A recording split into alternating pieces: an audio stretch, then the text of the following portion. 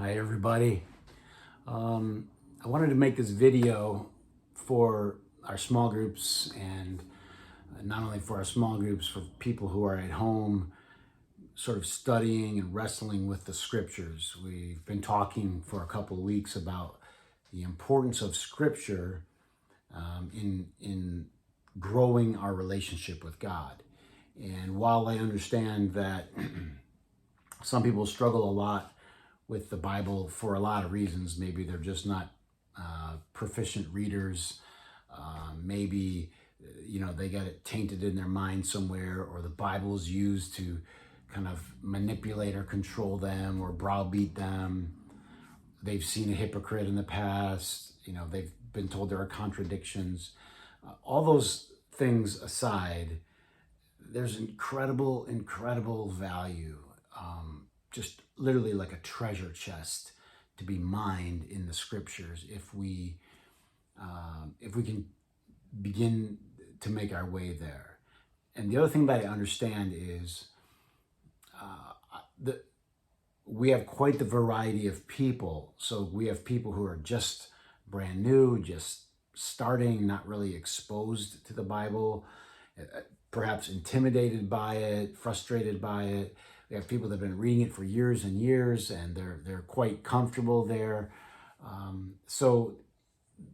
But I did want to back this video up so that it helps people who are newer. So if you'll be patient, if you feel like I've already learned all of this, just be patient because somebody taught you, right? And so I want to help people because I've sort of been ranting for 2 weeks, I think, on Sundays about how important the scriptures are.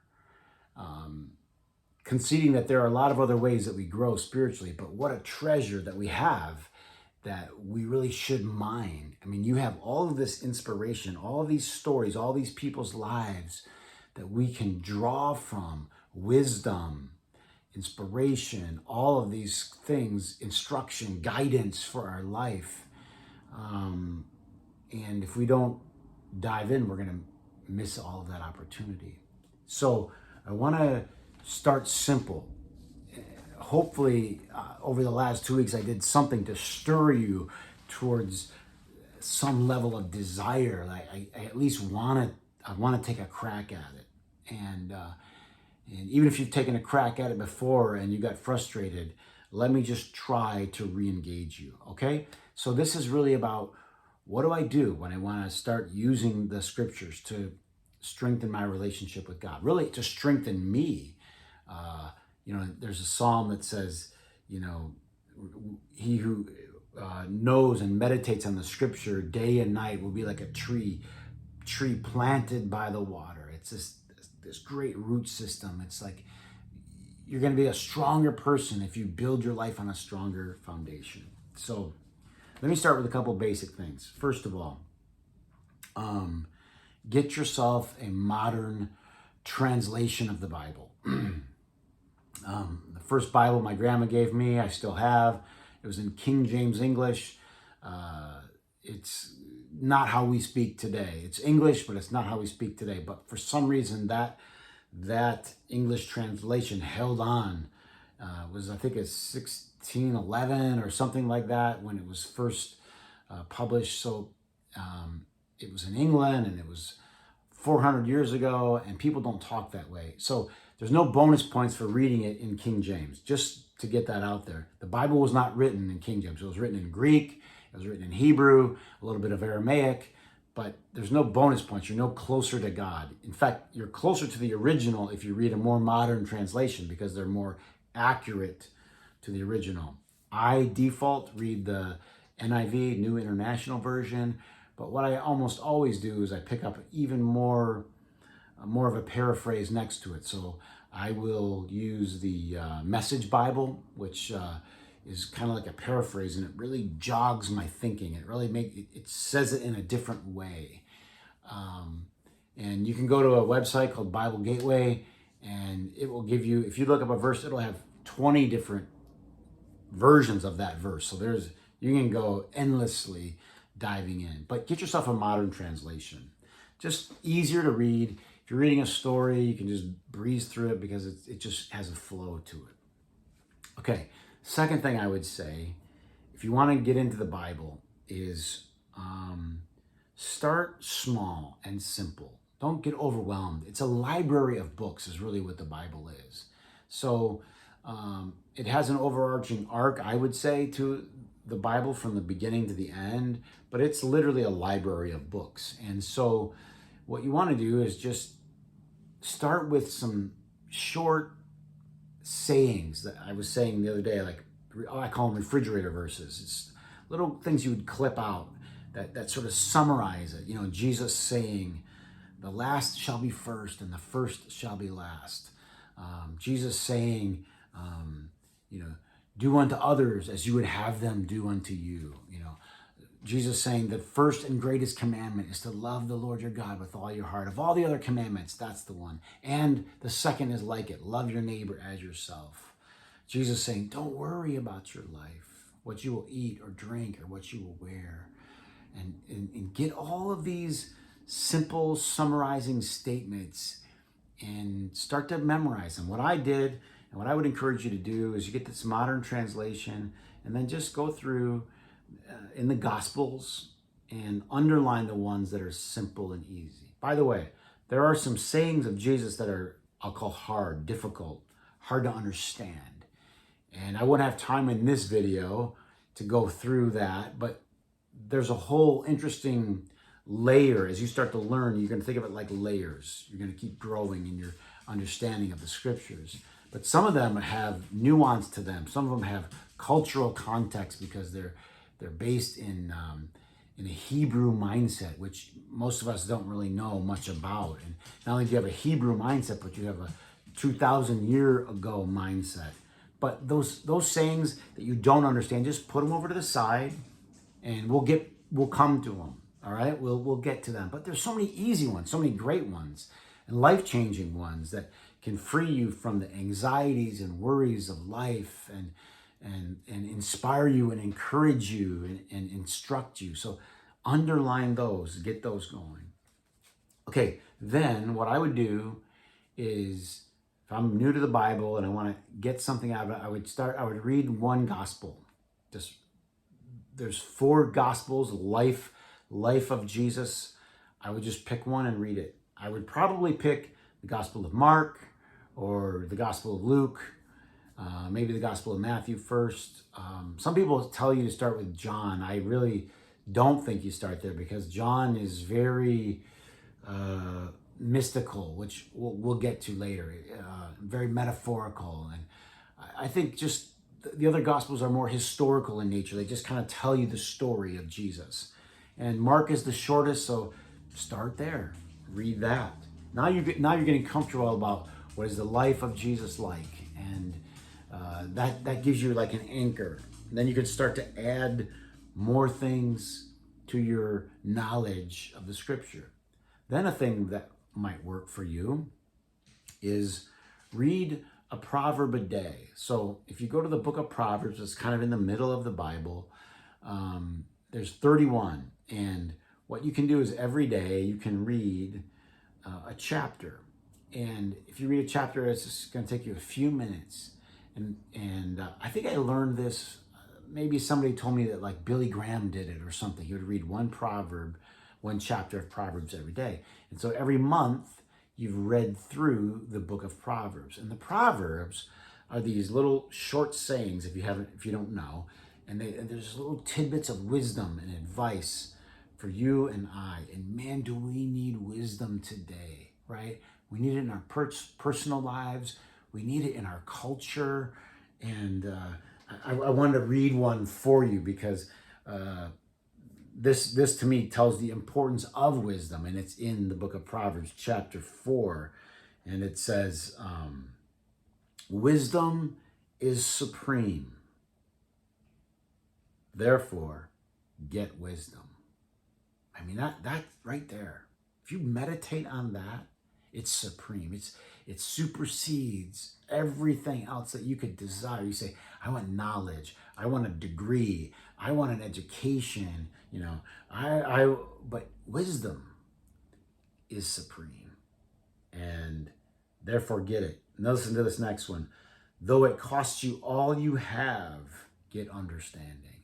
It's sort of like saying, this is so essential to your life, because if you get wisdom, wisdom is going to be this ongoing gift that's going to continually give back to you. It says, she will be a garland of grace around your head and will present you with a crown of splendor. Now, wisdom is just going to constantly pay you back. And so read the Proverbs. Take a chapter, take a month, read through all of them. Now you have a sense of what the Proverbs are. They're these little pithy sayings about how to live wisely in life. And it has all kinds of great topics. Topics that were, this is 3,000 years old, probably, the Proverbs. But they're still applicable today. It talks about getting into debt. It talks about how do you reply to somebody with that's angry, and it just goes on and on and on about very, very practical things. I dare say that if it wasn't in the Bible, this stuff would be plastered everywhere. But people kind of shy away from stuff that's in the Bible. But it's great modern day advice.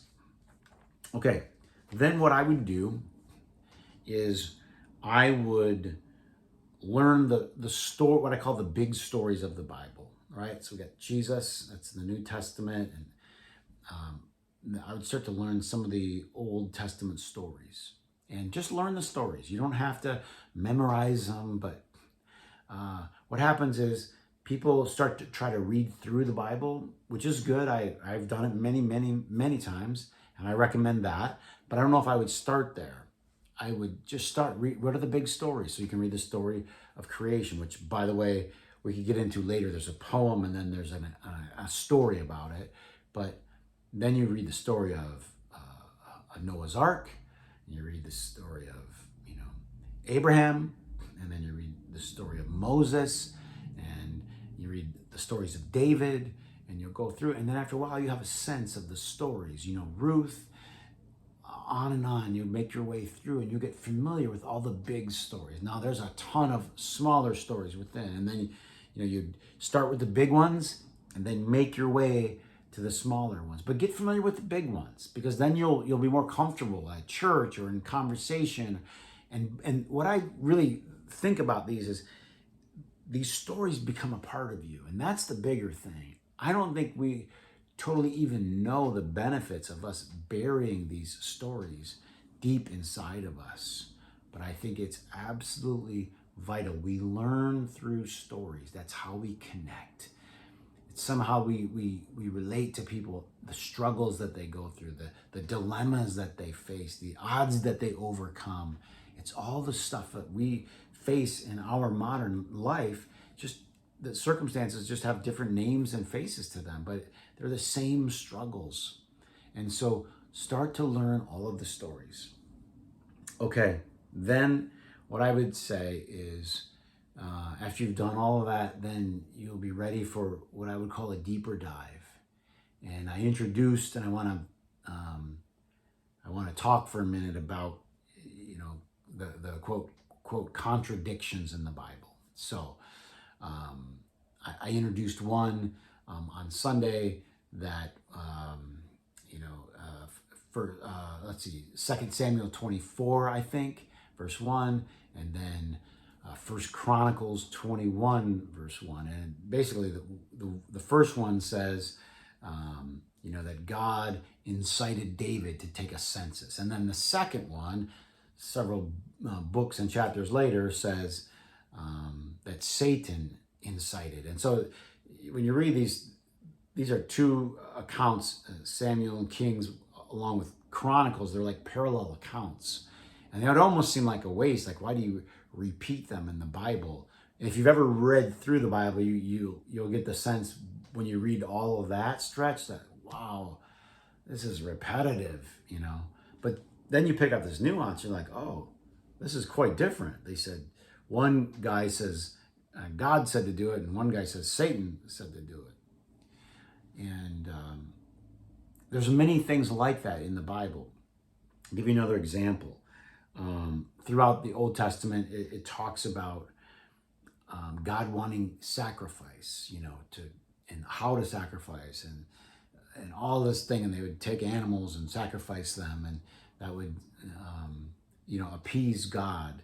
And later on in Hosea 6:6, which maybe you can look up and study a bit, Hosea says, I desire mercy, not sacrifice. Okay? So you have all of this scripture talking about God. I mean, it's a ton of it.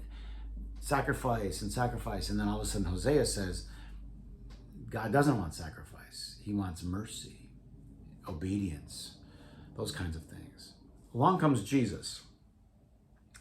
And Jesus, in Matthew's gospel, he sides with Hosea.